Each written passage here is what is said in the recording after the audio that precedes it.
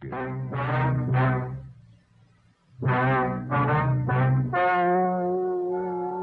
and gentlemen, the story you are about to hear is true. The names have been changed to protect the innocent.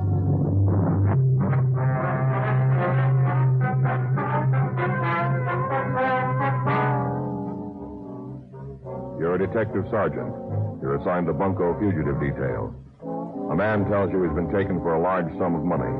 He thinks it was a swindle. Your job, run it down. The documented drama of an actual crime. For the next 30 minutes, in cooperation with the Los Angeles Police Department, you will travel step by step on the side of the law through an actual case transcribed from official police files. From beginning to end, from crime to punishment, Dragnet is the story of your police force in action.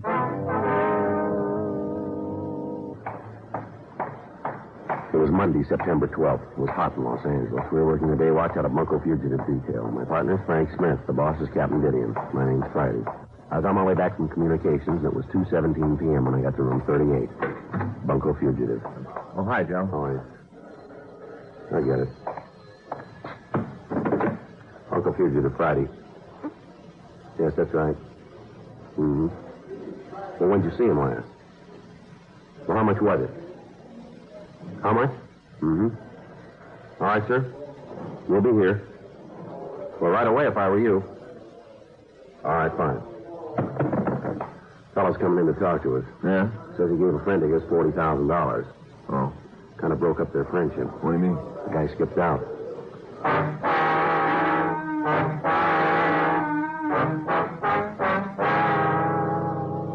$2:42 p.m. The man who had telephoned came into the office. He told us that his name was Jeff Craner.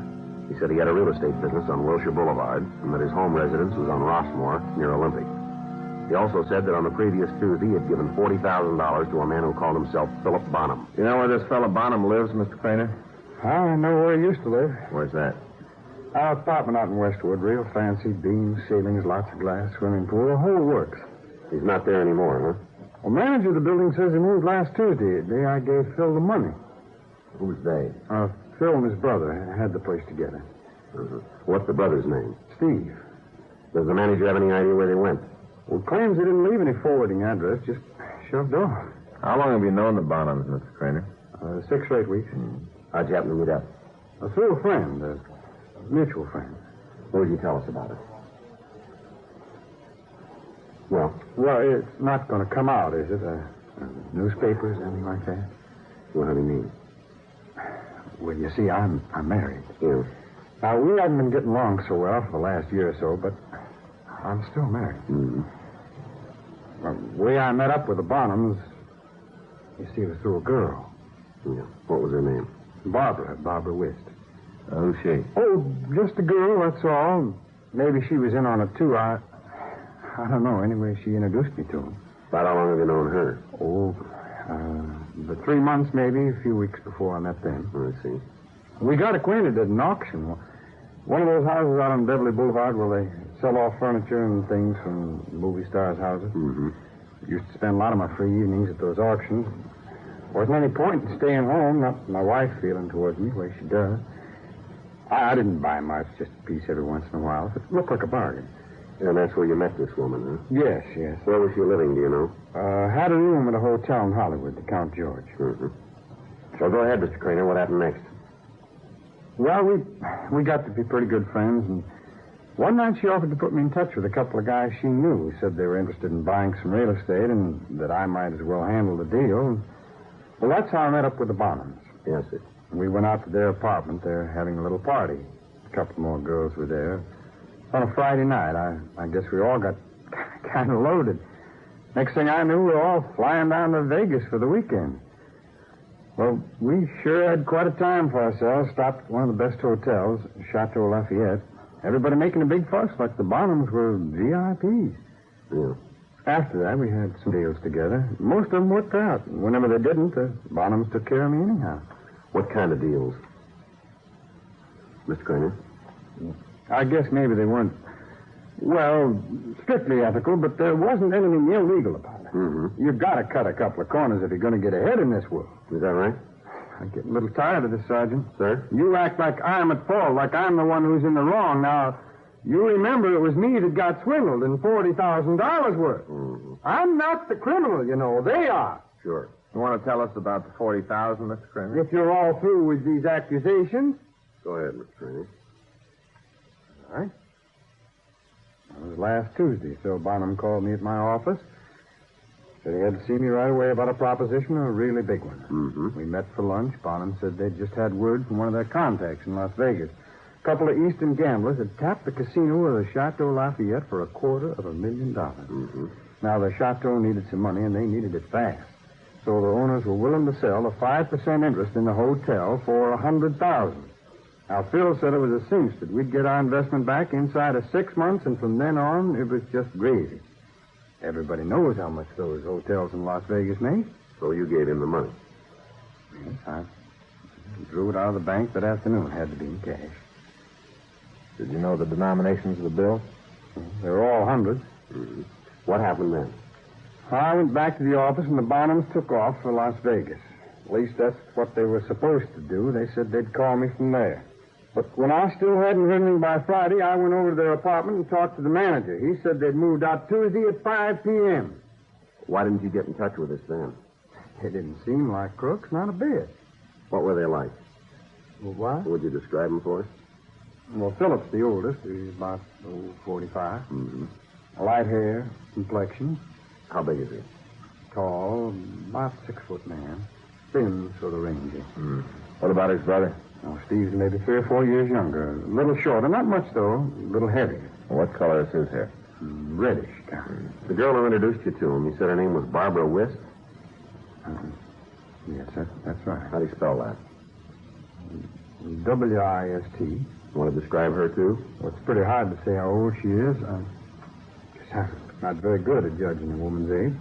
Well, approximately, then. Oh, 28, 29, 30. Could even be 35. Mm-hmm. Blonde, real light streak across the front. Very attractive. Good company, nice build. Well, you know what I mean. Mm-hmm.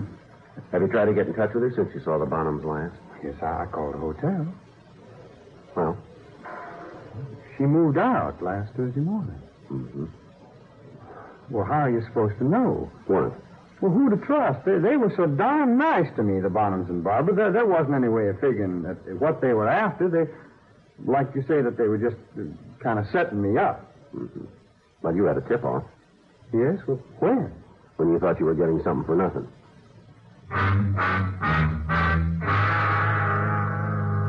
3:08 p.m. We ran the names Philip and Steve Bonham and Barbara Wist through R&I. They had nothing on them. We went back to the office and showed the victim mug shots of known confidence men. He was unable to identify any of the photographs.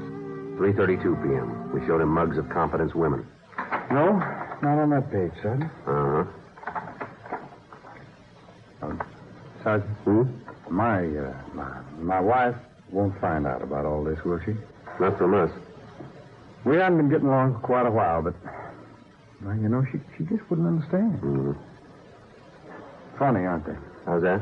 Women, even if they won't have anything to do with you themselves, they just don't want another day moving in.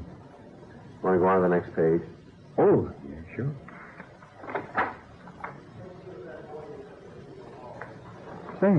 Say now. Yeah? That looks like her. Well, is it? No, I guess not. There's something different there. Sure is a resemblance, though. Mm-hmm. Nobody on this page. Now, wait a minute. That was her. Where? Here, right here, the one I pointed out before. Oh, I see. That's Barbara, all right there. You said there was something different about this woman, didn't you? Well, there is, but now that I think about it, any gal's apt to do that. Do what? Dye her hair.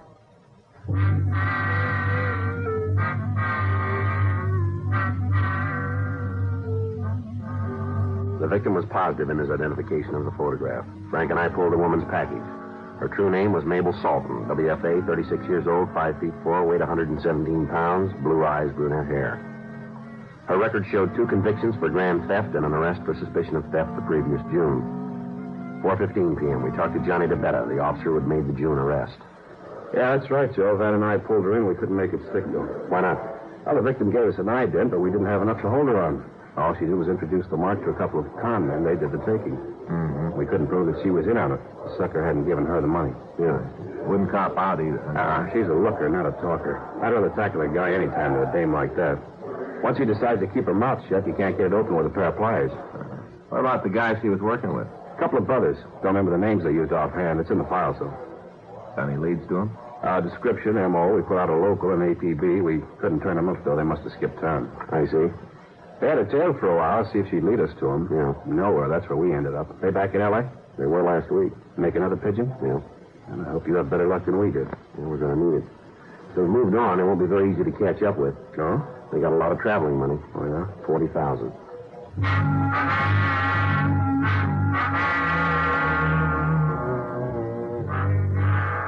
Frank and I put out a local and an APB on the two male suspects. We also put out a bulletin on the female suspect, Mabel Salton. But we requested that in her case, no arrest be made. We asked to be contacted in the event that she was located. From Johnny DeBetta, we learned that the Salton woman had also met the previous victim at an auction. Auctioneers and owners of auction houses were told to notify us if they saw the suspect. We talked to the manager of the apartment where the male suspects had lived and to check the clerk at the Count George Hotel. They were unable to help us. We contacted Las Vegas and learned that the Chateau Lafayette was in excellent financial condition. We also contacted CII up at Sacramento to see if they could give us an identification of the male suspects. We received a negative response. No new leads developed. 5 weeks passed. Wednesday, October 19th, 9:46 a.m. Bunko fugitive Friday. Yes, sir. That's right. When? I see. Thank you very much. Goodbye. Tencher Auction House out on 3rd Street. Yeah? Auctioneer says he sold a couple of lamps to an old customer last night. Who? Mabel Salton.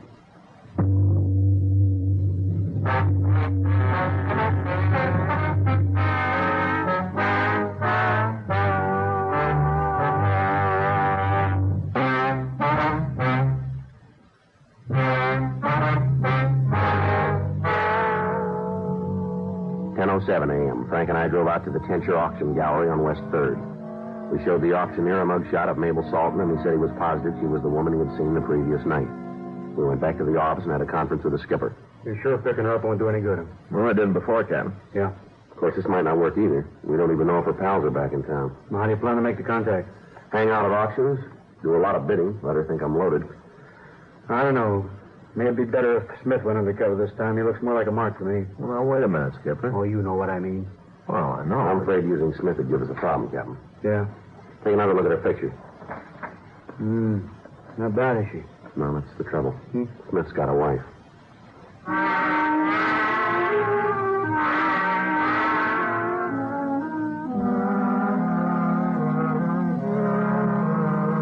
Arrangements were made for me to assume the name of Joe Fawcett. I took a room at a hotel in Hollywood and established myself as a businessman recently arrived from Chicago. Auction houses were told that I would be bidding on various items, and if my bid was accepted, the item was to be re-auctioned at some future date, and any loss incurred would be made good. During the next week, I attended 4 auctions. The woman suspect, Mabel Salton, was present at 2 of them. Thursday, October 27th, 9:42 p.m., I attended the 5th auction. It was at the Tencher Galleries. I managed to get a seat next to the suspect. I have $45. I have $25. Who'll make it 30? Who'll make it 30? Come on, ladies and gentlemen. A mirror like this costs over $100 in any retail store. 25. Who'll give 30? 30. Don't forget, ladies and gentlemen, this mirror belongs to one of America's most glamorous actresses, Miss Nora Westler. You've all seen her dozens of times on the screen. Here's your chance to buy one of her personal possessions. And don't forget where this mirror was hung. In Nora's bedroom. All right, now who'll make it 30? I have 25. Who'll give 30? 30 here. Thank you, sir. There's a gentleman who appreciates the finer things. I have 30. I have 30. Going once, that's 30. 35. 35 who'll give 40. 35 who'll give 40. How about it, sir? Don't let the little lady take it away from you. If you really want it, it doesn't matter that much to me. Well, that's very kind of you. Are you all done? 35 once, 35 twice. So to the lady for 35. And now, ladies and gentlemen, our next item is a very unusual piece. It was designed especially. Thanks for letting my bid stand. That's all right. Forget it. Is there any way I can pay you back? And this lovely coffee. Maybe you'd let me buy you a drink after the auction. No, that isn't necessary. I didn't really want that mirror anyway. I'd like to. Unless you're busy. No, not a bit. You got a customer. Now, you see how hard it is for them to lift it? Shows you the quality of the model. All right, boys, better set it down now again before you strain yourself. Haven't you done some of the other sales? A couple of them, yeah. I thought you looked familiar. Come to think of it, I remember the things you bought. Is that right? Yeah, very good taste. Thank you. Magnificent center of attention. This is the table for you. The laser is on its back. Cut it bakery. I just love these auctions. Of course, I always end up buying a lot of things I don't need.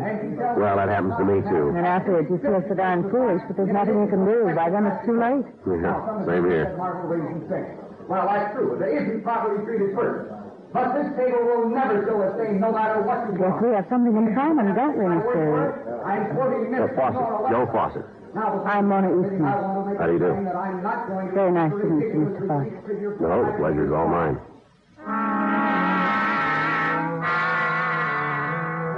11:16 p.m. We left the auction and drove over to the suspect's apartment. It was on the second floor of a two-story building just off Olympic Boulevard. Bar's right over there, Joe. You'll take charge while I get out of my coat. You bet. Scotch or bourbon? It doesn't matter. Whatever you're having. Hey. Is the ice all melted? No, there's a little left here. That's good. I'm really awfully glad you could drop by. So am I. Where's your drink? Oh, thanks. Well, cheers. Cheers. It's strong enough for you? That's just the way I like it. Why don't we sit down? Sure.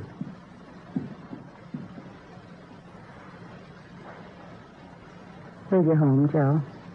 Well, I really don't have one yet. Oh? I got a hotel room over in Hollywood. I've been staying there for the last few days. What about all these things you've been buying at the auction? Oh, they're all for my new place. It hasn't come out of escrow yet. I see. It's out in Bel Air. Wish they'd hurry up and let me move in. For all I know, I may be getting too much stuff. I don't know what you need to furnish your house. Well, isn't your wife? Oh, I'm not married, Mona. Not anymore. I see. We broke up about a year ago. Funny. What's that? That's when it happened to me. Just a year ago. Is that so? Maybe we have a little too much in common. Yeah. She hurt you, didn't she, Joe? Well, I can see it in your eyes. You have very sad eyes. And soft and thoughtful. oh, I don't know. I think you can tell a lot about a person from your eyes. You do, huh? That's the first thing I notice about somebody. What do you notice, Joe? Well, I guess I never thought too much about it, to tell you the truth. What'd you notice faced with me? Well? Well, I guess it was your voice. Oh? You know, when you were bidding, I think that's what I noticed first. I don't know whether that's a compliment or not. Well, you have a very pleasant voice, Mona. Very pleasant. George didn't think so. Who? My husband. Oh. He said I whined and nagged and made life miserable for him. Why'd you split up? Just didn't work out. You think you'll ever try it again? Oh, I don't know. It's pretty hard to say. Yeah, I feel the same way. Well, I guess lots of people make mistakes. Yeah, sure. You need a freshener? No, I have plenty here. Fix you up? Yes, please. You don't drink very much, do you? No, I just don't feel like it tonight. Oh. Is it the company? No, of course not. I'm sorry if I, sort of forced you into taking me home. Why, don't be silly. I just felt that you didn't look very happy, and I thought maybe we both needed to be with someone else for a change. Sure. Yeah. Thanks. What line are you in, Joe? What's that? What's your business? Well, nothing right now. I guess you might say I'm unemployed. What? I had a company of my own back in Chicago, textile manufacturing. I sold it when we split up. What are you going to do now? Oh, I'm sort of looking around. I got a little cash and let's get by on. Oh? If the right thing turns up, I guess I might go into it. I suppose it's hard to tell what to put your money into nowadays. Yeah, well, there's no hurry. You know, that reminds me. Hmm? If you really do want to get into something good, Yeah? I know a couple of businessmen. Oh, they're not close friends or anything like that, but they have some excellent contacts. Is that so? I'm sure they could put you into something that would give you a nice return on your investment. Well, this wouldn't do any harm to talk to them, would it? I'm afraid you can't right now. Why not? They're out of town. Too bad, isn't it? Yeah, sure is.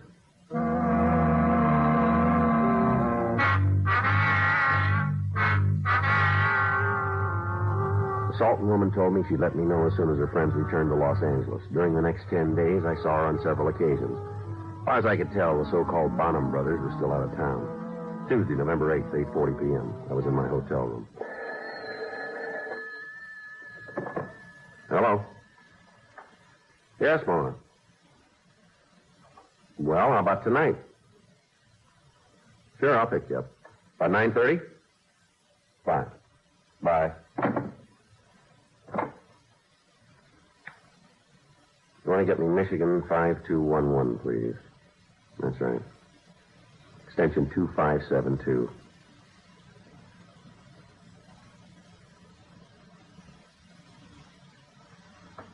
That's right. Extension 2572. Smith there? This is Joe. Yeah, I just heard from her. Better get hold of the bed and have him stand by. Tonight. Says they just blew into town. Over the phone, the Salton woman had told me her two business acquaintances had returned to Los Angeles. I was to meet them that night. Frank and Johnny DeBetta made arrangements to tail my car. 9:28 p.m. I picked up the female suspect. She told me her friends had rooms in the St. Clair Hotel over on Figueroa. We drove over there. It was 9:42 when we arrived. We went up to room 417. She introduced me to two men who matched the description of the male suspects we were looking for. They said their names were Tom and Fred Porst. Sure is nice to meet you, Mr. Fawcett. Mona's been telling us about you. It seems you've made quite a hit with her. Is that so? She told me about you fellas, too. Now you've got to understand one thing.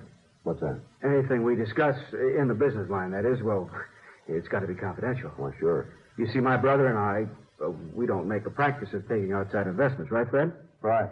Matter of fact, we don't even need any outside capital at the moment. We've sort of got a surplus. Oh, I see. Well, maybe some other time then, huh? Nice to have met you. Well, what's your hurry, Fawcett? Well, you said that... I said we don't need any capital. You know. Well, we might make an exception in your case, though. Oh? On account of Mona.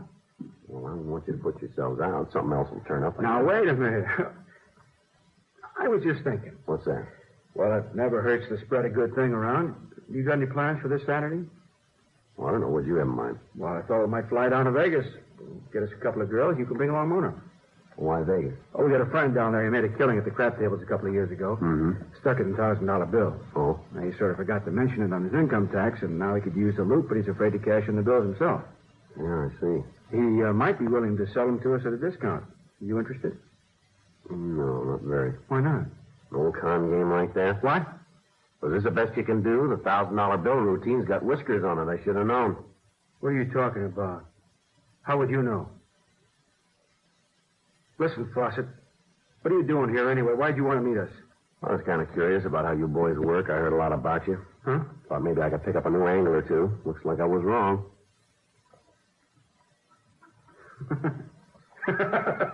Well, what's the joke? Oh, don't you see? He was just checking up on our pitch. Yeah? Well, he's a con man, too. Oh, you really pulled one this time, Mona, picking a pro for a mark. How was I supposed to know? Well, just one look. You should have been able to tell. Played as a nose on your face. It is, huh? Sure. Don't take it to heart, buddy. You might fool the suckers, but I'm in the same racket.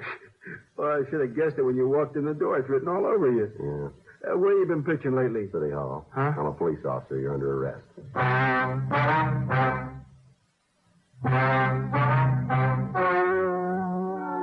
The story you've just heard is true. The names were changed to protect the innocent. On February 2nd, trial was held in Department 98, Superior Court of the State of California, in and for the County of Los Angeles.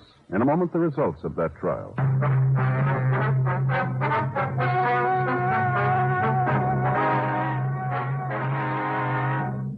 Mabel Harris Salton was tried and convicted of grand theft, one count, and received sentence as prescribed by law. Thomas Herbert Porst and Fred James Porst, alias Philip and Steve Bonham, were tried and convicted of grand theft, two counts, and received sentence as prescribed by law. Grand theft is punishable by imprisonment in the county jail for not more than 1 year, or in the state prison for not less than 1, nor more than 10 years.